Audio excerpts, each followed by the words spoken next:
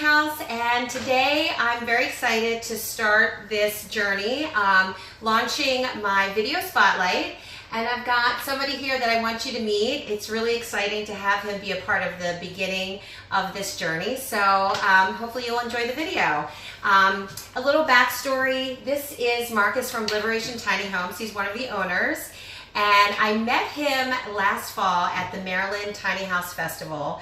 He actually was the first tiny house builder I ever met. His model, the Rumspringa, was the first tiny home I ever walked in.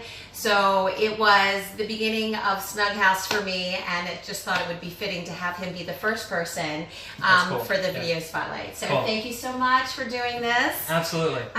So Marcus, why don't you tell everybody just a little bit about yourself and how you started Liberation Tiny Homes? So my cousin James and his wife came to me about 4 years ago with an idea for a business. And so I've been here since the beginning, but I've also done some of my own things on the side.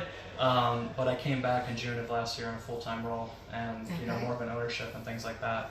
I handle kind of the background of sales and marketing. I'm usually not in front of the camera a lot of times. Gotcha. Or face-to-face with clients, but I'm all about building the team here.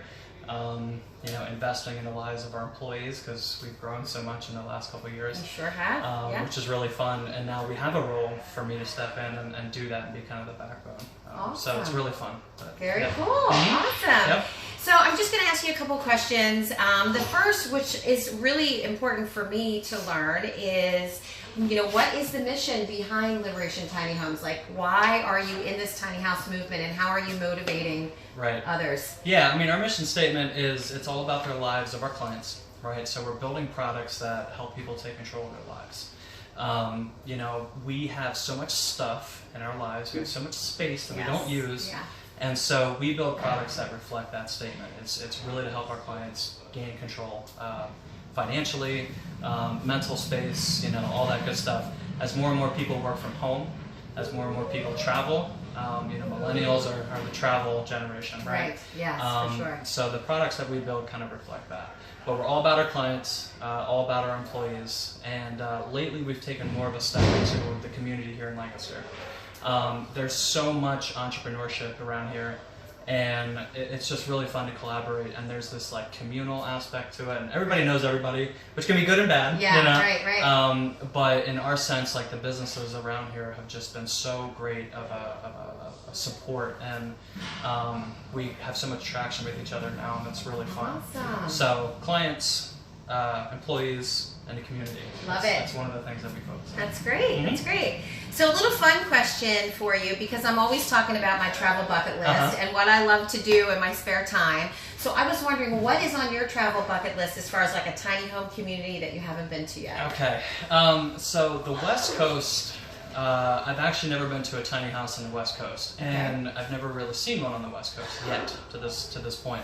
But the West Coast is where the tiny house community and industry is really taking off. It's a lot more legal out there.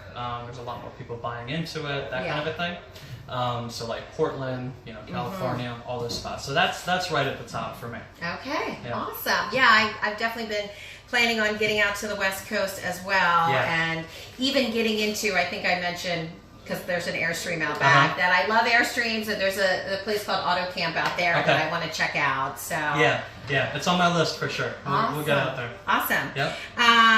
So I was wondering if you could just quickly run through the process of buying a tiny home, because I'm sure there's a lot of people interested, but it's still so fairly new that it's it's a little crazy to navigate. Yeah. So the short answer, there's a short answer and a long answer. So I'll do the short one first. So the short one is you got to figure out where to park it legally. If you plan to travel with it, that's fine. We can certify them as an RV. So you are able to kind of do that. But parking and financing are like the two biggest things. Right. And the two biggest things that are lacking. The two biggest things that are lacking within in the industry as well. So. Financing can be done like on our website. You can go do all that. Parking, you just got to figure out where to park it, that kind of a thing.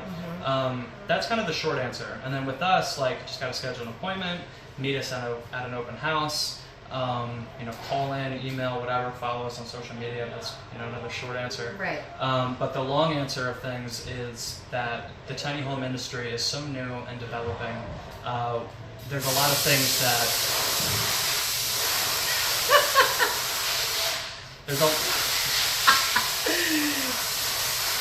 there's a lot of things that are still kind of in flux. And so as this industry develops and it becomes more and more of a standard, parking will be easier, financing will be easier, and stuff like that. But always research, see what it means to live in a tiny house. The really cool thing about them is they're customizable.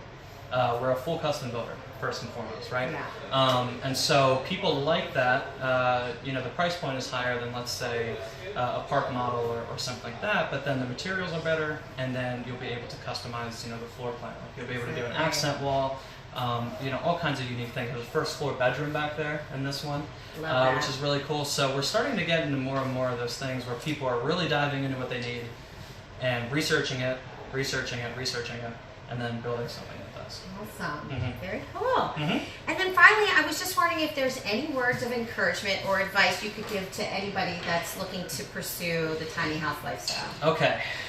In full honesty and transparency, right? Tiny living is not for everybody. So there's people that come in here, let's say, with multiple kids.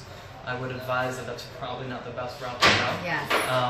3 or 4 kids in one house. I mean, that's kind of crazy, anyways. But in a tiny space, everybody needs their space. Yeah. So I would say figure out if it's actually for you, and then figure out where you spend the most time in your house. That's research. So top of the list, like I said before, research. Figure out what you want in your kitchen. Do you want a full-size oven? Do you want a stovetop? Figure out if you want a first floor bedroom, because the reason is if you don't like climbing up in a loft every day, that might be for you. So before you start the process, see what you like and see if it's actually right for you, and then go into the process, because you could waste 6 months of your life and figure out that it's not for you. Right. And you could have just done a little bit of research. Yeah. So I would heavily suggest you do that.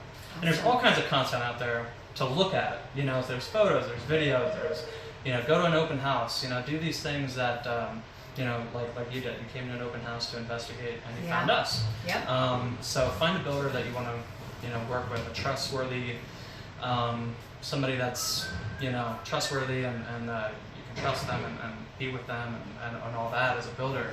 That's pretty big too. Yeah, I agree. I definitely agree. I mean, for me, I hope to build one day, and I've stayed in several now, and so I do know exactly what I'm looking for as far as floor plan. First floor master is on point. I love that. Yeah. Stairs, instead of ladders are great, and washer dryer like that too. That's a big one. And that's the thing. And I remember when you came to us in October, and this is 6 months later ish. And you might be researching for another year, you don't know. And so a lot of people have found us years ago and are coming to build with us now. So sales for us is tricky because, we might leave a really good first impression, but then they might not find us or build with us for 2 or 3 more years. Right. So that's how it goes. It's a long-term thing. It is a big shock to your system living in something small. So make sure it's right for you and always kind of do your research. Awesome. Yeah. Well, hey, I'm so happy you did this with me. Thank you so much. Absolutely. By the way, I'm wearing some swag here. My latest design, Live, Love, Travel, little Snug House logo on the sleeve.